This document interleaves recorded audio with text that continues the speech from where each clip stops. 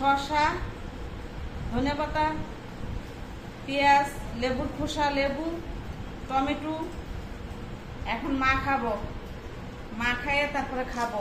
এই যে এই চানাচুরটা অনেক মজা, এটার মধ্যে রসুন দেওয়া, রসুন কুচি দেওয়া, অনেক মজার একটা চানাচুর।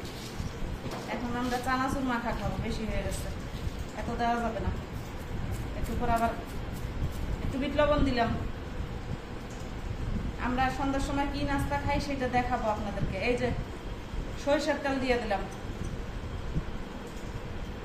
দিয়ে ভালো করে মাখবো। দেখি রাস্তা মামারা যে বিক্রি করে ওদের মতো হয় কিনা,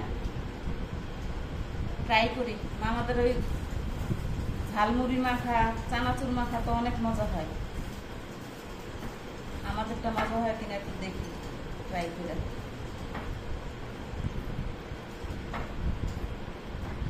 এই যে মাখানো শেষ, এখন বাটি নিয়ে নিয়ে বসে পড়বো।